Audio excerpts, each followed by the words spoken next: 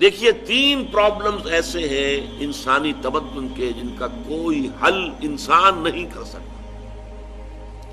سب سے پہلا مسئلہ اور سب سے پرانا مسئلہ، ابدی مسئلہ ہمیشہ سے ہے جب سے انسان ہے، عورت اور مرد کے حقوق و اختیارات میں کیا تقسیم ہونی چاہیے۔ آپ کو معلوم ہے افراط و تفریط، یا تو عورت کو ملکیت بنا دیا گیا، جیسے بھیڑ بکری جو ہے آپ کے کھوٹے سے باندھ رکھی ہے، ایسے ایک عورت بھی باندھی ہوئی ہے، وہ آپ کی ملکیت ہے، اس کے کوئی حقوق نہیں ہے، اس کا کوئی لیگل سٹیٹس نہیں، اس کا کوئی تشخص نہیں، کوئی ہے ہی نہیں۔ یا وہ انتہا ہوگی اور یا وہ انتہا ہے جو آج آ گئی ہے، بالکل مرد کے شانہ بشانہ، ساری تخلیقی مصلحتوں کو چھوڑا، ساری جو بھی انسان کی جو انیٹومیکل جو بھی ڈفرنسز ہیں ان کو چھوڑا، جو سائیکولوجیکل فرق ہے ان کی تخلیق میں، اس کو بھی ایک جیسے برابر، ایک قطن نہیں۔ ان دونوں کے درمیان کیا توازن ہے؟ یا وہ لونڈی بن گئی، بھیڑ بکری کی طرح کی ملکیت بن گئی، اس کا کوئی حق نہیں، اس کا کوئی لیگل سٹیٹس نہیں، اس کے والدین نے جہاں چاہا شادی کر دی، اس کی مرضی پوچھنے کا کوئی سوال ہی نہیں، جس کے چاہا حوالے کر دیا۔ وہ آج جو چل رہی ہے ونی کی رسم، وہ عورت کا کیا اختیار اس کے اندر ہے، اس بچیوں کا کیا اختیار ہے؟ وہ 1.5 سال کی ایک بچی بھی دے دی گئی ہے، انا للہ و انا الیہ راجعون، جو چاہے کرے۔ یہ تو ایک انتہا ہے۔ دوسری انتہا بالکل برابر، نتیجہ کیا نکلا ہے؟ بالکل برابر میں خاندانی نظام برباد ہو گیا، اس لیے کہ ایک ادارے کے 2 سربراہ برابر اختیار والے نہیں ہو سکتے۔ کسی محکمے کے 2 ڈائریکٹر ہو سکتے ہیں، کسی فرم کے مینیجنگ ڈائریکٹر 2 ہو سکتے ہیں، ڈائریکٹر 10 بنا لیں آپ، مینیجنگ ڈائریکٹر 1 ہوگا۔ کسی فرم کا چیئرمین 1 ہوگا، 2 نہیں ہو سکتے کسی بھی ادارے کے۔ اگر 2 بنا دیں گے فساد ہوگا، جھگڑا ہوگا، ان دونوں کے درمیان رسا کشی ہوگی۔ یہی تو ہمارا سب سے بڑا مسئلہ بنا ہوا ہے۔ پاکستان کا مسئلہ کیا ہے؟ ہم نے پارلیمانی نظام اختیار کیا ہوا ہے، انتہائی بیہودہ نظام، غیر منطقی نظام۔ آپ نے 2 بڑی بڑی سیٹس کریٹ کر دی، ایک ہیڈ آف دی اسٹیٹ ہے، ایک ہیڈ آف دی گورنمنٹ ہے۔ اب ان دونوں کے درمیان حقوق اور فرائض اور اختیارات کا کیا تقسیم ہوگی؟ ہو ہی نہیں سکتی۔ یا سارا کچھ صدر کے پاس جائے گا اور وزیر اعظم جو ہے وہ جونیجو کی مانند وزیر اعظم بن جائے گا، یا سارا کچھ وزیر اعظم کے ہاتھ میں ہوگا اور صدر جو ہے چودھری فضل الہی بن جائے گا، کہ جس کو وہاں ان کی دیواروں پر لکھا گیا تھا رہا کرو انہیں، چودھری فضل الہی کو رہا کرو، یہی ہوگا۔ تو ایک گھر کے 2 جو ہیں 2 سربراہ نہیں ہو سکتے، خاندانی ادارہ تباہ ہو چکا ہے۔ اور جیسے کہ یہ آپ کو کہاوت ہے کہ جس بلی کی دم کٹ جائے وہ چاہتی ہے کہ تمام بلیوں کی دمیں کٹ جائیں۔ یورپ میں، امریکہ میں برباد ہو گیا خاندانی ادارہ، آج وہ تلے ہوئے ہیں کہ مشرق میں اور خاص طور پر مسلمان ممالک میں ابھی اگر کچھ انٹیکٹ ہے یہ خاندانی ادارہ، کچھ خاندانی اقدار ہیں جو برقرار ہیں، کچھ والدین کی عزت اور عظمت اور کچھ ان کا احترام اور ادب اور خدمت کا مادہ ہے جو برقرار ہے۔ چاہتے ہیں کہ ختم ہو جائے، تباہ و برباد ہو جائے۔ والدین بوڑھے ہو گئے تو پھینکو ان کو اولڈ ایج ہاؤسز کے اندر، اولڈ ہاؤسز میں، گھر میں کائے کو رکھنا ہے؟ نوجوان جوڑا ہے، اس کے خامخواہ ان کی خواہشات اور ان کے معمولات میں بیچ میں آڑے آنا۔ بوڑھی ماں جو ہے بولے بغیر رہے گی نہیں، دنگا فساد ہوگا تو رکھو اس کو وہاں پر اولڈ ہاؤس کے اندر۔ اللہ اللہ خیر سمجھ۔ یہ ہے اصل میں مسئلہ۔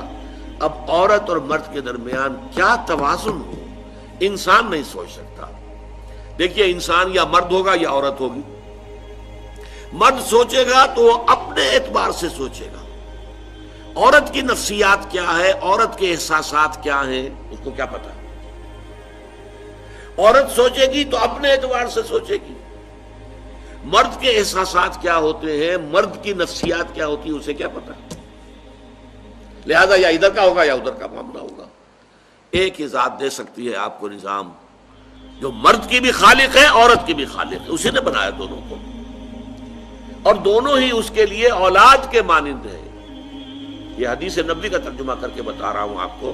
حضور نے فرمایا الخلق عیال اللہ، یہ خلق جو ہے مخلوق ہے، یہ اللہ کے کنبے کے مانند ہے۔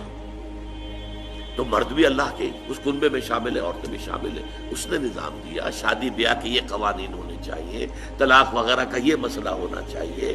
یہ سارا ضابطہ جو دیا ہے وہ اس لیے دیا ہے کہ یہ انسان اپنے ذہن سے نہیں سوچ سکتا.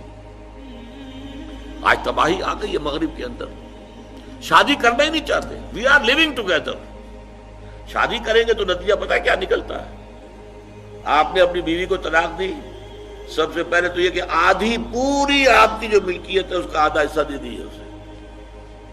نمبر 2، گھر اگر آپ کا اپنا ہے تو اس میں بیوی رہے گی، آپ نکل جائیے یہاں سے. کوئی مرد اس کو قبول کرنے کو تیار نہیں تو وہ شادی کرتا ہی نہیں. اور عورت کی ضرورت ہے، لہذا عورت بغیر شادی کیے بھی اس کے ساتھ رہتی ہے، بچے پیدا کرتی ہے. بٹ وداؤٹ میرج جو بچے پیدا ہو رہے ہیں حرامی بچے. تو پچھلے سال صدر کلنٹن نے کیا کہا تھا؟ اس کا جو اپنا خطاب تھا نیو ایئرز ڈے کا، وہ خطاب کیا تھا؟ ان قریب ہماری قوم، امریکن قوم کی اکثریت حرام زادوں پر مشتمل ہوگی. یہ حرام زادہ ترجمہ کیا ہے میں نے، بورن وداؤٹ ویڈ لاک، شادی کے بندھن کے بغیر پیدا ہونے والے. خودی کو ہم حرامی کہتے ہیں، حرام زادے کہتے ہیں، اور کس کو کہتے ہیں؟ اچھا دوسرا مسئلہ، پہلا مسئلہ تو یہی ہے، پرانا بہت ہے، قدیم ہے. دوسرا مسئلہ، ایک ریاست ہے، ایک نظام ہے، اس کے کچھ اختیارات اور حقوق ہونے چاہیے. ایک عوام ہے، ان کے کچھ اختیارات ہونے چاہیے. عوام چاہیں گے زیادہ سے زیادہ آزادی ہمیں ملے، ریاست چاہے گی زیادہ سے زیادہ اختیار ہمارے ہاتھ میں ہو. اب جو کچھ ہو رہا ہے ترمیمات کے ضمن میں، کیا ہو رہا ہے؟ ایک طرف جو ہے مشرف صاحب چاہتے ہیں زیادہ سے زیادہ اور طویل سے طویل میرا دور اقتدار ہو اور اختیارات جو ہے میرے ہاتھ میں آ جائے، گھنٹہ گھر بن جاؤں میں فیصلہ بات کروں. ساری کوشش ان کی ہے. اور یہ ARD وغیرہ کیا کر رہی ہیں؟ نہیں، حقوق عوام کے ہاتھ میں آنے چاہیے. اب اس میں بھی توازن کیا ہو؟ یا ٹوٹلیٹیرین سٹیٹ وجود میں آ جاتی ہے جو رشیا میں تھی، USSR میں تھی، عوام کے کوئی حقوق نہیں، no freedom of speech, no freedom of association. نہ تم اپنے خیالات کا اظہار کر سکتے ہو، نہ تم کو جماعت بنا سکتے ہو. یہ نظام تھا. کام کرو، ویجز لو، بس اللہ اللہ خرص اللہ. حیوانوں کی طرح پر کہ صرف راتب دے دیا جائے گا، باقی تمہیں کوئی تمہاری ایکسپریشن، کوئی اپنے خیالات کا اظہار، کوئی فریڈم آف ایسوسیشن نہیں. امریکہ دوسری انتہا پر، مادر پدر آزاد. 2 مرد شادی کرنا چاہتے کر لیں، ایک مرد بیوی ہو جائے گا اور ایک مرد شوہر ہو جائے گا. لیگلی قانون کے نزدیک ریکگنائزڈ ہوگا. ایک آزادی کی وہ انتہا. گیز، ہومو سیکشولز، وہ وہاں جلوس نکالتے ہیں، بڑے ٹھاٹ سے نعرے لگاتے ہوئے گزرتے ہیں. وہ ہنستے ہیں، ہم لوگوں پر ہنستے ہیں، یہ پاگل لوگ ہیں جو اس کو ہومو سیکشولیٹی کو بری شے سمجھتے ہیں. اور نیو یارک کا جو میئر ہے وہ لیڈ کرتا ہے پروفیشن. کیوں کرتا ہے؟ اسے اگلا بھی الیکشن لڑنا ہے اور گیز کے ووٹس بہت ہیں. اس سے اندازہ کیجئے کہ کتنی پرسنٹیج وہاں گیز کی ہو چکی ہے، ہومو سیکشولز. یہاں تک کہ طے کر دیا گیا ہے مذہبی میدان میں بھی گیز کو اجازت ہے، وہ پادری بن سکتے ہیں. گیز ہیں، ہومو سیکشولز ہیں، فطرت کے خلاف کام. کیا وہ آزادی ہے؟ تو کہاں ہے بیلنس؟ انسانی ذہن کے لیے ناممکن ہے اس بیلنس کا تلاش کرنا. نمبر 3، سرمایہ اور محنت. پروڈکشن جو بھی ہوتی ہے 2 چیزوں سے ہوگی. سرمایہ دار تھا، اس نے کارخانہ لگایا ہے، اتنے کروڑ روپے لگا دیے ہیں، یہ کیا ہے، وہ کیا ہے، یہ سرمایہ ہے. لیکن وہ کیا کر لے گا اکیلا؟ 10,000 آدمی کام کر رہا ہے، لیبر ہے. اب جو کچھ بھی بن رہا ہے، جو پروڈکٹ بن رہا ہے اور جو اس سے آمدنی ہو رہی ہے، اس میں دونوں کے حصہ ہے، لیبر کا بھی حصہ ہے اور سرمایہ کا بھی حصہ ہے. لیکن منافع میں کتنا حصہ سرمایہ کا ہوگا، کتنا لیبر کا ہوگا، کون طے کرے گا؟ یا تو سرمایہ داری بن جائے گی، سب میں تو آپ کو 10 روپے دے سکتا ہوں ڈیلی ویج، منظور ہے تو کام کیجئے ورنہ چاہیے دفع ہو جائے گی. اور بہت سے آپ کے بھائی موجود ہیں جو 10 روپے پر کام کرنے کے لیے تیار ہو جائیں گے.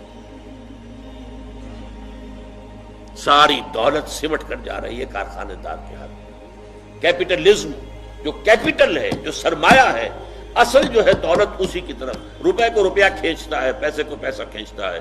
لہذا امریکہ میں آپ کو ایسے لوگ مل جائیں گے جنہیں اپنی دولت کا اندازہ نہیں ہے کہ کتنی دولت ان کے پاس ہے، بلینز آف ڈالر کا ایک ایک چیک لکھ سکتے ہیں، اور یہودی ہے وہ۔ دوسری طرف امریکہ میں آپ کو گھیٹوز مل جائیں گے، گھیٹوز، اور ایک ہی جزیرہ ہے مینہٹن، وہ 11 میل لمبا ہے، چوڑائی کہیں 2-3 میل ہے، کہیں ذرا زیادہ ہے۔ اس کے ساؤتھ میں جہاں یہ 2 بڑے بلڈنگیں کھڑی تھی جو گرائی ہیں، جو بھی تھے دہشت گرد، یہاں پر یہ اس کا ریچسٹ حصہ ہے، پوری دنیا کی دولت یہاں جمع ہے، سارے بینک وہاں ہیں۔ اور اسی جزیرے کے شمالی علاقے کے اندر گھیٹوز ہیں، افرو امریکنز، کالے امریکی، یوں سمجھیے کہ سب ہیومن لیول پر رہ رہے ہیں، حیوانوں کی طرح زندگی گزار رہے ہیں۔ یہ ڈسپیرٹی نظر آ جائے گا۔ تو اب عدل و انصاف کی کیا شکل ہو؟ یا وہ ہے جو رشیا میں اور USSR میں تھا، یا یہ ہے جو امریکہ میں اور اس کے الائز کے اندر ہے۔ یہ ہے وہ مسئلہ جہاں انسان ہاتھ جوڑ کر، گھٹنے ٹیک کر اللہ سے دعا کرنے پر مجبور ہے، اے اللہ تو نے مجھے فطرت سلیمہ بخشی، اے اللہ تو نے مجھے عقل سلیم سے نوازا، اے اللہ میں نے تجھے پہچان لیا کہ کل شکر اور کل ثنا کا مستحق تو ہی ہے، اے اللہ میں نے تجھے پہچان لیا کہ تو تمام جہانوں کا پروردگار اور مالک ہے، اے اللہ میں نے تجھے پہچان لیا جزا و سزا کے دن کا مالک و مختار مطلق تو ہے، اے اللہ میں نے طے کر لیا ہے تیری ہی بندگی کرتا ہوں اور کروں گا، اور تو ہی سے مدد چاہتا رہوں گا، لیکن اے اللہ میں مجبور ہوں، میری عقل جو ہے میرا ساتھ نہیں دیتی، کروں کیا، چلوں کس راستے پر، کون سے راستے پر؟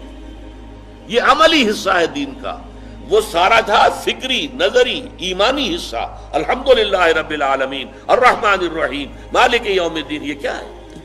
یہ ایمانی، فکری، نظریاتی حصہ ہے۔ عملی حصہ کیا؟ اہدنا الصراط المستقیم، ہمیں سیدھے راستے کی ہدایت بخش، صراط الذین انعمت علیہم، راستہ ان کا جن پر تیرا انعام ہوا، تیرے پسندیدہ بندے جو ہوئے، غیر المغضوب علیہم، جو مغضوب علیہم نہیں ہوئے، ان پر تیرا غضب نہیں آیا، غصہ نہیں آیا، ولا الضالین، اور نہ ہی وہ سیدھے راستے سے پٹ گئے۔ یہ ہے سورہ فاتحہ کا مقام۔ گویا کہ اصل میں یہاں پر قرآن مجید، اس کے اصل مخاطب کون ہے؟ وہ سلیم الفطرت لوگ، وہ سلیم العقل لوگ، جنہیں قرآن کہیں کہتا ہے الذین یعقلون، کہیں کہتا ہے الذین یفقہون، کہیں کہتا ہے اولو الالباب، ہوش مند لوگ۔ یہ وہ لوگ ہیں کہ قرآن مجید اصل میں ان سے مخاطب ہے، اور وہ خود سفر طے کر کے اللہ کی ذات تک، معرفت خداوندی تک تو پہنچ گئے ہیں، لیکن اب عملی زندگی کے اندر رہنمائی کے لیے درخواست کر رہے ہیں، اہدنا الصراط المستقیم صراط الذین انعمت علیہم غیر المغضوب علیہم ولا الضالین۔ یہی وجہ ہے کہ فوراً سورہ بقرہ شروع ہوتی ہے، الف لام میم ذالک الکتاب لا ریب فیہ ھدی للمتقین، یہ ہدایت ہم تمہیں دے رہے ہیں۔